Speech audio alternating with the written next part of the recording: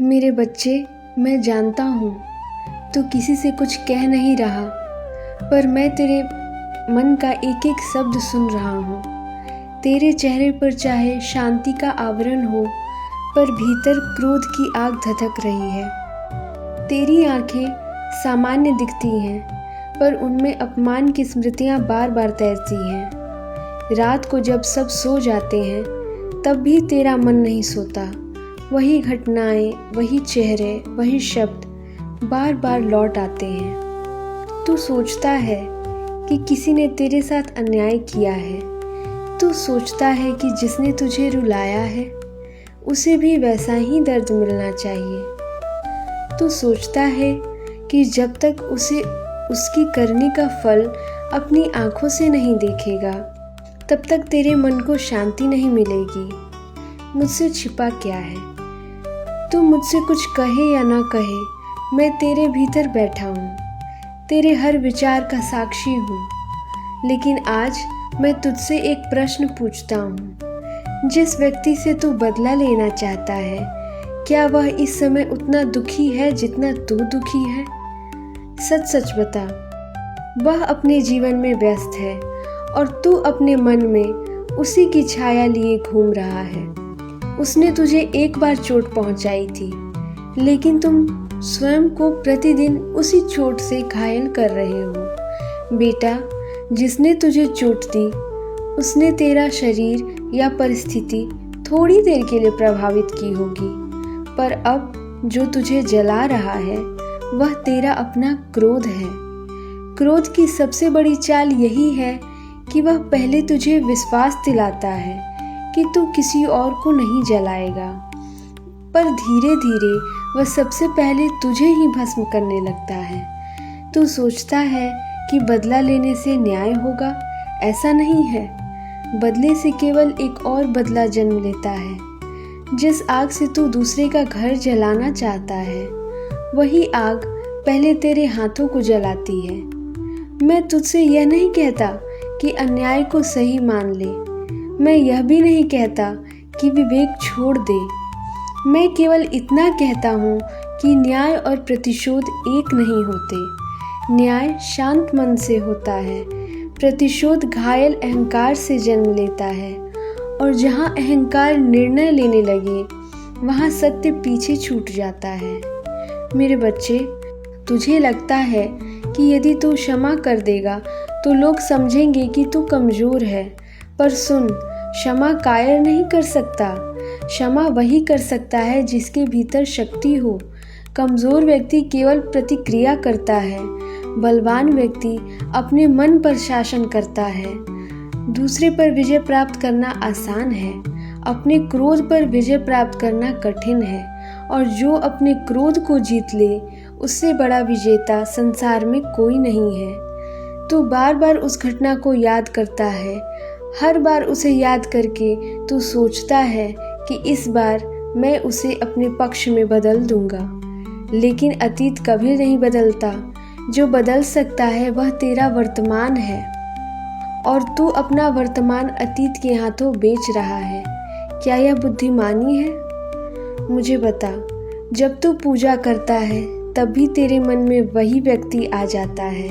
जब तू जप करता है, तब भी उसके लिए कटु शब्द उठते हैं। जब तू सोने जाता है, तब भी वही चेहरा सामने आ जाता है। तो फिर तेरी पूजा किसकी हुई? प्रभु का नाम जपते हुए यदि मन किसी शत्रु में अटका रहे, तो समझ कि जब अभी केवल होठों पर है, हृदय तक नहीं पहुंचा। मैं तुझसे कहता हूँ, जिस दिन तेरा मन उस व्यक्ति को पकड़ना छोड़ देगा, उसी दिन तेरी आत्मा उड़ना शुरू करेगी। तुझे लगता है कि मैं तेरे साथ हुए अन्याय को नहीं देख रहा। मैं सब देख रहा हूँ। मुझसे कुछ भी नहीं छिपा है। समय भी मेरा है, कर्म भी मेरा विधान है, फल भी मेरे ही नियम से मिलता है। यदि किसी ने तेरे साथ अन्याय किया है, तो उसके कर्म का लेखा भी उसी के साथ चल रहा है। तुझे उसका न्यायाधीश बनने की आवश्यकता नहीं। जिस ब्रह्मांड को चलाने वाला न्याय कर सकता है, वहाँ तेरा क्रोध किस काम का? तू केवल अपने हिस्से का धर्म निभा, बाकी मुझे सौंप दे। लेकिन तू तो मेरे हाथ से न्याय छीनकर स्वयं न्यायाधीश बनना चाहता है। यही भूल है। मेरे बच्चे, क्या तू जानता है कि क्रोध सबसे अधिक किसे पसंद है? तेरे अहंकार को। अहंकार कहता है मैं दिखाऊंगा, भक्ति कहती है बाबा आप संभाल लीजिए। अब तू स्वयं सोच, तू किस मार्ग पर चल रहा है। तेरे भीतर अभी भी प्रेम का बीज है, पर क्रोध की झाड़ियां उसे ढक रही है। यदि तू उन्हें नहीं हटाएगा तो प्रेम का वृक्ष कैसे उगेगा?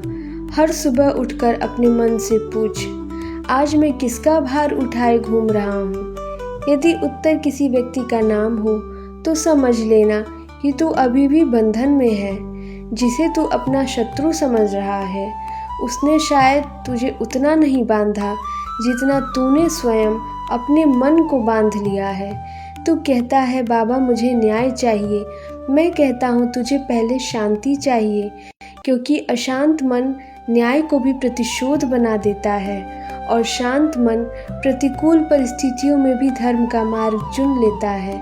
बेटा, कभी नदी को देखा है? उसमें कितनी गंदगी लोग डालते हैं, फिर भी वह बहना नहीं छोड़ती। यदि नदी हर पत्थर से बदला लेने लगे तो समुद्र तक कभी न पहुँचे।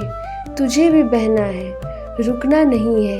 किसी एक घटना को अपने पूरे जीवन की दिशा मत बनने दे। तेरी मंजिल उस व्यक्ति से कहीं बड़ी है जिसने तुझे दुख दिया है। मैं चाहता हूँ कि तू इतना ऊंचा उठे कि तेरी सफलता ही तेरे घावों का उत्तर बन जाए। मौन में किया गया परिश्रम क्रोध में बोले गए 100 शब्दों से अधिक प्रभावशाली होता है। इसलिए अपनी ऊर्जा बचा, उसे बदले में मत खर्च कर, उसे अपने विकास में लगा। तेरा समय बहुत मूल्यवान है। उसे किसी ऐसे व्यक्ति के नाम पर मत कर जो तेरी शांति का अधिकारी नहीं है। जब भी क्रोध उठे एक काम करना, मुझे याद कर लेना। कह देना बाबा यह आग मेरी नहीं है, इसे आप ले लीजिए। हर बार ऐसा करना शुरू में कठिन लगेगा। मन बार बार पुरानी बातों की ओर भागेगा, पर धीरे धीरे उसका वेग कम होने लगेगा। क्रोध का तूफान भी स्थायी नहीं होता है। यदि तू उसे हवा देना बंद कर देगा तो वह स्वयं शांत हो जाएगा। बेटा, याद रख, जिस दिन तू अपने शत्रु के लिए भी ईश्वर से यही कह पाएगा, उसे सही बुद्धि देना, उस दिन समझ लेना कि तेरी साधना ने पहला फल देना शुरू कर दिया है। यह मत समझना कि मैं तुझसे भूल जाने को कह रहा हूँ। अनुभव को मत भूल, पर उसे विष मत बना, उसे ज्ञान बना। जिस चोट ने तुझे गिराया है वही चोट तुझे जागृत भी कर सकती है। निर्णय तेरे हाथ में है। आज तू 2 रास्तों के सामने खड़ा है। एक रास्ता बदले का है, दूसरा परिवर्तन का है। बदले का रास्ता छोटा दिखता है पर अंतहीन अंधकार में ले जाता है। परिवर्तन का रास्ता कठिन है पर अंत में प्रकाश है। मैं तुझे प्रकाश की ओर बुला रहा हूँ। अपना यह बोझ मेरे चरणों में रख दे। तू बहुत थक गया है। क्रोध उठाकर कोई भी हल्का नहीं हुआ है। समर्पण करके ही मन हल्का होता है। मुझ पर विश्वास कर, मैं तेरा अपमान नहीं भूलता। मैं तेरे आंसू भी देखता हूँ, लेकिन मैं चाहता हूँ कि तेरे आंसू तुझे कठोर नहीं बल्कि गहरा बनाए, क्योंकि जिनका हृदय टूटकर भी प्रेम करना नहीं छोड़ता वही मेरे सबसे निकट आते हैं। अब एक बार अपनी आंखें बंद कर गहरी सांस ले और मन ही मन इतना कह, बाबा मैं बदला नहीं चाहता, मैं आपकी शांति चाहता हूँ। जो न्याय उचित हो वह आप करें। मुझे केवल इतना बल दीजिए कि मैं अपने मन का दास नहीं आपका भक्त बन सकूं। बस इतना कह दे, बाकी मुझे करने दे। मैं तेरे साथ हूँ, था और हमेशा ही तेरे साथ रहूँगा।